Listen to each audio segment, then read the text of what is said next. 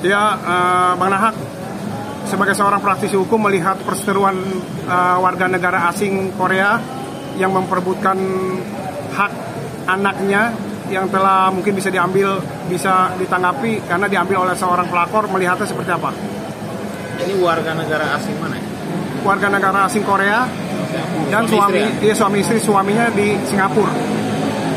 Istilah itu keduanya bukan warga negara Indonesia. Bukan. Tapi berkedudukan di Indonesia. Betul. Ya. Lalu apa masalahnya?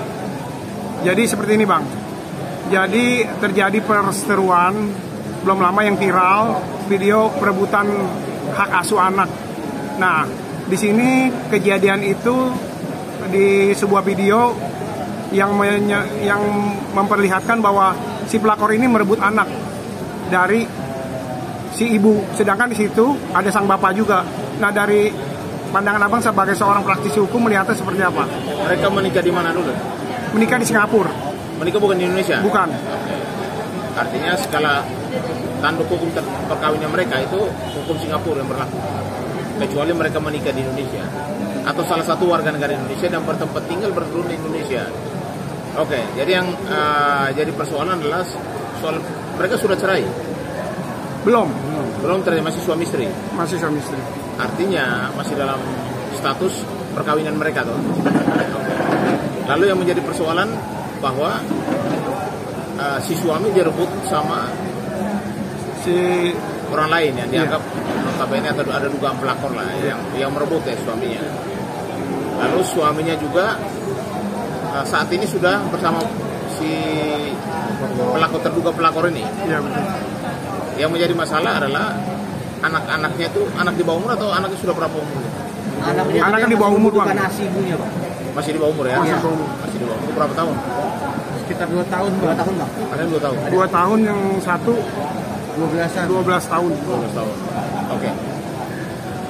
Jadi karena mereka berhubungan di Indonesia, walaupun hukum perkawinannya di Singapura yang mengatur tentang masalah perkawinan mereka, artinya bahwa karena yang melakukan perebutan ini adalah bukan orang asing ya, artinya warga negara Indonesia ya, si perempuan yang dianggap terduga pelakor ini orang Indonesia yang melakukan perebutan terhadap anak kedua orang ini.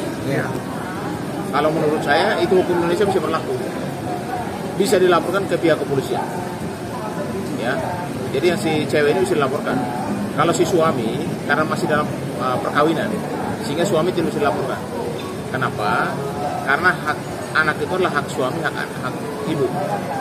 Selama belum ada perceraian dan belum ada yang namanya hak asuh dijatuhkan kepada siapa. Tapi kalau ada pihak ketiga yang masuk, ini bisa dipidanakan. Walaupun di situ ada sang suami, Bang, posisinya. Walaupun di situ ada sang suaminya. Suaminya ada di situ, tapi yang menyentuh siapa? Kecuali suaminya yang menyentuh dan merangkul atau menggendong anaknya, itu tidak ada persoalan. Tapi kalau ada orang lain yang ada di situ menyentuh, bisa dikenakan pidana. Karena status dia apa dia mengambil anak? Kan tidak ada status apa-apa. Kecuali suaminya atau istrinya yang menggendong atau mengambil, itu tidak akan bisa dipidana karena ini kan anak kandungnya. Tapi kalau bukan salah satu dari pihak orang tua kandung yang mengambil, apalagi ini anak masih di bawah asuh ibu karena anak masih butuh ASI, butuh perlindungan si ibu, si orang ketiga ini bisa dilaporkan. Ada dasar hukumnya nggak, Bang? Ada dasar hukumnya. Undang-undang persidangan bisa, perkawinan bisa, zina itu atau perselingkuhan. Dan yang juga kalau dilihat ini adalah perampasan hak. Karena apa haknya? Haknya apa? Apakah dia sudah menjadi istri kedua yang sah? Atau dia siapa? Atau dia kuasa hukumnya kan? Dikuasakan kan atau apa? Kan tidak ada. Jadi orang ini adalah kalau menurut saya diduga merusak kan? Sudah merusak hubungan, lalu mau mengambil anak yang notabene bukan anaknya. Jadi kalau menurut saya, walaupun undang-undang perkawinan kedua orang asing yang berada di Singapura, artinya mengatur itu di Singapura, segala tanduk urusan perkawinan mereka terhadap perceraian segala macam di Singapura, tidak di Indonesia. Termasuk hak asuh anak, termasuk harta gono ini, itu harus diselesaikan di hukum negara Singapura, tidak bisa di Indonesia. Tetapi soal ada orang ketiga warga negara Indonesia yang ikut campur, artinya bisa dilaporkan karena berada di wilayah hukum Republik Indonesia dan pelaku yang diduga sebagai salah satu yang mengambil hak anak itu adalah warga negara Indonesia. Bang, bagaimana kalau si suami dan anak sendiri memang ingin berpisah dengan ibunya? Tidak bisa karena masih status perkawinan dan anak juga masih dalam kondisi di bawah perlindungan ibunya, masih butuh kasih sayang ibunya dan masih butuh ASI atau masih butuh kebutuhan dia terhadap ibunya masih ada. Mungkin berapa besar kesalahan pihak ketiga ini, Bang? Ya kalau menurut saya pidana. Artinya dia masuk ke ruang yang salah. Karena dia bukan siapa-siapa. Kenapa dia mengambil hak itu? Sedangkan dia belum jadi istrinya, belum jadi ibu sambungnya. Kan begitu. Bang, kalau atas dasar disuruh oleh pihak suami, Bang. Ya walaupun disuruh sekalipun, dia tidak punya hak sama sekali untuk menyentuh anak itu. Tidak boleh selain bapaknya, selain ibunya, itu tidak boleh yang menyentuh. Walaupun di situ ada suaminya. Harusnya suaminya yang menyentuh, bukan si orang ketiganya yang menyentuh, karena dia tidak punya hak sama. Dia bukan siapa-siapa. Masa tiba-tiba mau jadi ibu sambungnya? Legalitasnya ada tidak? Sudah menikah atau belum? Lalu apakah kedua orang tua ini sudah bercerai atau belum? Lalu hak asuhnya ke siapa? Kan belum kan? Bang, walaupun bisa dikatakan sang ibu ini mempunyai sifat yang buruk, tabiat buruk itu. Jadi bisa dikatakan karena mempunyai sifat buruk, si anak ini mungkin mengikuti bapaknya. Bapaknya khawatir gitu akan. Ini loh, kekhawatiran siapapun itu kan tidak beralasan. Kalau ibunya memiliki penyakit sakit jiwa, ya kan harus dibuktikan juga. Kan tidak bisa karena kau punya kepentingan lalu menuduh orang gitu loh. Ini ke fitnah jadinya. Dari ke fitnah kan.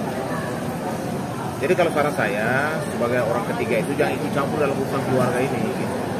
Toh kalau dia memang sama si suami atau si laki ini mau sepakat mau menikah lagi, sebaiknya kan mereka cerai dulu. Status hubungan hukumnya harus selesaikan dulu. Dan itu harus selesaikan di Singapura, bukan di Indonesia. Yang kedua, skala hak urusan perkawinan itu harus di Singapura. Karena perkawinan di Singapura, bukan di Indonesia. Gitu loh. Bang, saya kan video ini bukan itu viral gitu Bang ya. Nah, apakah bisa nggak sih Bang kepolisian Indonesia itu dalam hal ini Polda Metro Jaya itu langsung bertindak gitu Bang tanpa adanya laporan Bang? Boleh. Karena kejadian hukum kriminal terjadi di wilayah hukumnya Polda Metro Jaya. Wajar dong. Walaupun dia orang asing, tapi ada tindakan kriminal, tindakan hukum di negara ini harus polisi Indonesia yang menangani. Kecuali masalah keperdataan dia. Kalau masalah keperdataan dia soal perceraiannya, soal hak asuh ini segala macam itu karena pernikahannya bukan di Republik Indonesia, artinya hukum sana yang berlaku. Bang, kalau lembaga terkait nggak Bang? Misalnya kayak Pak KPAI dilibatkan untuk mungkin mengambil anak itu untuk diberikan kepada ibunya gitu Bang. Ada perlunya lembaga terkait nggak Bang? Kalau menurut saya tidak ada lembaga terkait ya, karena mereka dua ini masih suami istri. Apa yang mau diterkait? Penengah sebagai mediator gitu, artinya seperti itu Bang. Ya mediator kalau salah satu pihaknya sudah ada tindakan hukum. Sekarang kan belum ada apa yang mau dilakukan. Karena hukum yang berlaku, karena mereka dua menikah di luar negeri. Hukum perkawinan berlaku, hukum perkawinan luar negeri. Ya kan? Bukan di negara Republik Indonesia. Supaya kita jangan salah dulu ya, ini masalah legalitas. Berarti untuk tindakan kepolisian sendiri gimana Bang? Untuk mengambil anak itu untuk diberikan kepada orang ibunya atau seperti apa Bang? Tindakan kepolisian seharusnya dilakukan? Polisi tidak bisa mengambil langkah apa-apa. Kita soal keperdataan, kepemilikan.